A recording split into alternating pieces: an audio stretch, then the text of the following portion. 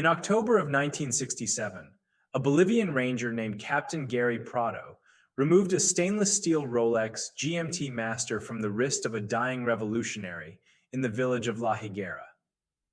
That watch, reference 1675, wasn't just a trophy.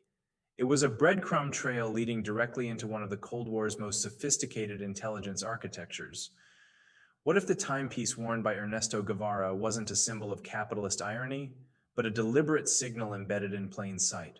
Before we pull back the curtain on this story, if you're drawn to the hidden mechanics of history, the objects that rewrote geopolitics, hit that subscribe button and turn on notifications.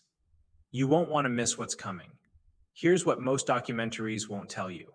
First, the GMT Master wasn't standard issue for guerrilla fighters. It was a tool watch designed for Pan Am pilots navigating multiple time zones, a luxury object requiring maintenance networks that didn't exist in the Bolivian highlands. Second, Felix Rodriguez, the CIA operative present at Guevara's execution, was photographed wearing an identical model just weeks earlier in a safe house in Santa Cruz, serial number unrecorded.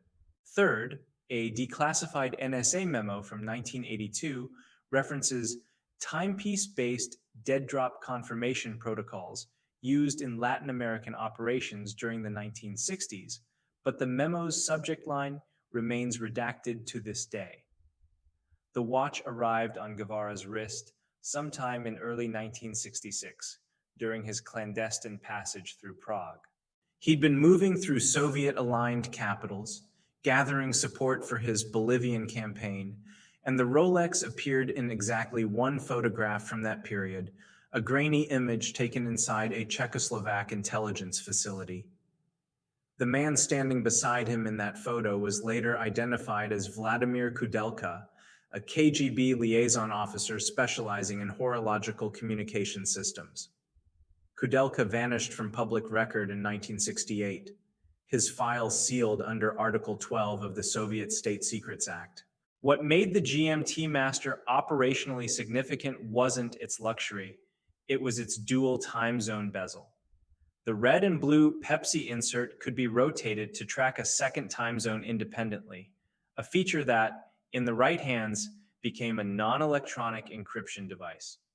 By pre-arranging bezel positions to correspond with codebook entries, an operative could confirm rendezvous windows or signal abort conditions without ever transmitting a radio pulse. The watch face became a one-time pad you wore on your wrist. When Captain Prado confiscated the Rolex in La Higuera, he didn't immediately understand what he'd taken.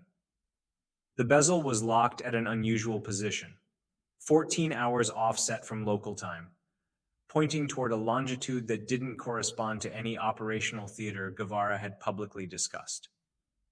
Years later, a former DGI officer, Cuba's Dirección General de Inteligencia, told a French journalist that the offset matched the time zone of Luanda, Angola. In 1967, Angola was on the edge of decolonization, a battleground for proxy forces. Guevara had no known plans to operate there, but someone in Havana clearly did. Prado kept the watch for nearly 3 decades, wearing it openly, even appearing in interviews with it strapped to his wrist. He claimed it was a personal keepsake, a spoil of war, but in 1995, an intermediary approached him on behalf of a private collector in Zurich. The offer was substantial, 6 figures in Swiss francs, no paperwork, no provenance verification required. Prado declined. 2 months later, his home in Santa Cruz was broken into. Nothing was stolen except a single item, a leather watch case containing service records from a Geneva-based atelier, documents that traced the Rolex's maintenance history back to 1964. The service records revealed something startling. The GMT Master had been overhauled twice in Geneva, once in 1964 and again in early 1966, just before Guevara's Prague visit. Both service orders were placed under a shell company called Montres Héritage SA, a name that appeared in 0 Swiss commercial registries. The watchmaker who performed the work, a man named Anton Frick, died in a car accident outside Lausanne in 1973. His workshop burned down the same week. No records survived. But the story of the watch doesn't end with Prado or Frick. In 2003, a former Stasi officer named Klaus Eichner published a memoir in Berlin, a dense technical account of East German intelligence operations in the Southern Hemisphere. Buried in Chapter 17 was a single paragraph describing chronometric authentication assets deployed to guerrilla cells in South America. Eichner wrote that these assets were modified by specialists in Geneva and Prague, outfitted with micro-inscriptions on the case back, invisible to the naked eye but readable under UV light. The inscriptions weren't serial numbers, they were grid coordinates. A researcher named Laura Mendes, working with the Arquivo Nacional in Rio de Janeiro, cross-referenced Eichner's claims with declassified Brazilian military intelligence files. She discovered that in 1968, Brazilian forces intercepted a courier near the Bolivian border, carrying a Rolex submariner with an engraved caseback. The coordinates etched into the steel pointed to a remote airstrip in the Chapare region, a known staging area for Cuban supply drops. The courier was never formally charged. He disappeared into military custody and was never seen again. The connection between Guevara's GMT-Master and a broader network began to crystallize when a former MI6 analyst, writing under the pseudonym J. Carrington, published a paper in a now-defunct intelligence journal called Cipher and Shadow. Carrington argued that luxury watches served as analog blockchain devices in Cold War espionage, each unit in a series forming a node in a distributed authentication system. If you possessed the correct watch, set to the correct time, at the correct location, you could confirm your identity without ever speaking a word. The system was immune to radio intercepts, resistant to cryptanalysis, and required no infrastructure beyond the object itself. Carrington's paper included a tantalizing detail. A CIA internal memo from 1969 referenced a Rolex recovery initiative aimed at locating and neutralizing compromised chronometric assets in South America. The initiative was led by a task force operating out of the Panama Canal Zone, reporting directly to James Jesus Angleton, the agency's legendary counterintelligence chief. Angleton, obsessed with Soviet mole hunts, believed that the watches were being used not just for authentication, but for identifying double agents within Western intelligence. Each watch was a tracer, a way to map infiltration. Felix Rodriguez, the operative present at Guevara's death, later confirmed in interviews that he took a second watch from the scene, a stainless steel submariner worn by one of Guevara's lieutenants. Rodriguez claimed he sent it to CIA headquarters in Langley for analysis. That watch never appeared in any official inventory. When pressed about its fate in a 1999 interview, Rodriguez smiled and said, "Some things are better left in vaults."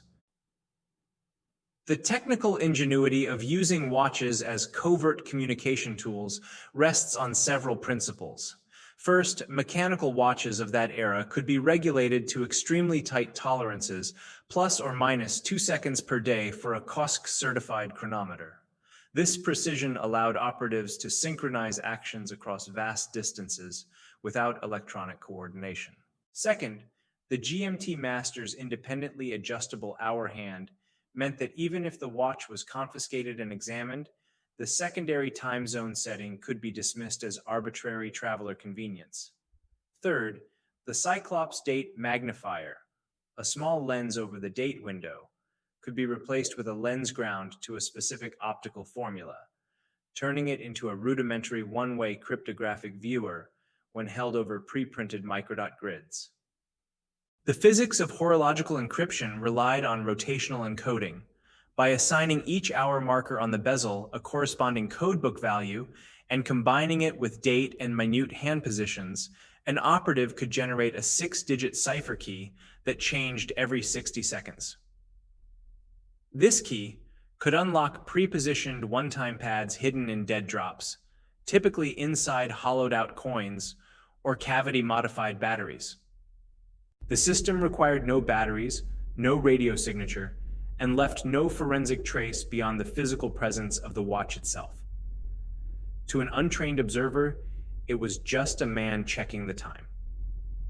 In 2008, a private collector in Miami acquired Prado's GMT-Master at auction. The buyer, who remains anonymous, paid $475,000, a record for a non-celebrity Rolex. The auction house, Sotheby's, listed the provenance simply as property of a South American military officer. Within a year, the watch disappeared from public view. Attempts to verify its current location have been met with silence. However, a customs seizure record from 2011 shows that a stainless steel Rolex GMT-Master, serial number matching the range of 1966 production, was intercepted at Zurich Airport, flagged for export control violation under dual-use technology statutes. The record was later expunged. The timing of that seizure is critical.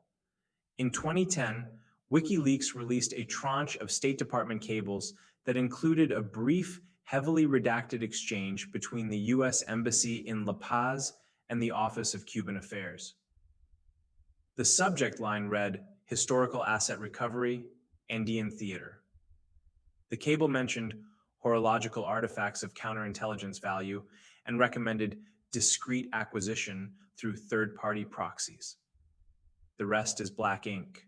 Laura Mendes, the Brazilian researcher, attempted to trace the Geneva shell company, Montres Heritage SA. She found that the company had been registered in 1963, dissolved in 1970, and its records were destroyed in a fire at the Geneva Registre du Commerce in 1974. But Mendes discovered something else. The company's registered agent was a lawyer named Philippe Dornier, who also served as counsel to several Eastern Bloc trade missions in Switzerland during the same period. Dornier died in 1989, but his daughter, in a 2012 interview, mentioned that her father kept a safe deposit box in Lausanne that was never opened after his death. The box remains sealed under a Swiss court order, its contents classified under national security statutes. The question that haunts this story isn't whether the watch was a spy tool. It's how many others existed. If Guevara's GMT-Master was part of a distributed network, then every high-value defector, every captured guerrilla, every compromised safe house could have yielded another node in the system. And if those nodes were never fully mapped, then pieces of a Cold War intelligence infrastructure are still out there, worn on wrists, locked in vaults, or ticking quietly in the back of forgotten evidence lockers. That same night in La Higuera, after Guevara's body was displayed to the press, Felix Rodriguez was photographed in the schoolhouse, his own GMT-Master visible on his left wrist. In the background, barely in focus, another figure stands in shadow, wrist obscured. No one has ever identified him. No record of his presence exists in the declassified reports. But if you magnify the image, enhance the contrast, you can just make out the glint of a stainless steel case, the faint red and blue of a Pepsi bezel. The network wasn't exposed by the watch. It was activated by it. And somewhere in a vault or a safe deposit box or a collector's private archive, the rest of the series is still waiting to be read. So what do you think? Was the Rolex just a trophy or the key to something far larger? Drop your theories in the comments below, hit that like button if this story pulled you in, and share this with anyone who knows that history's most explosive secrets are often hiding in plain sight. Because the truth isn't always in the documents. Sometimes it's on your wrist.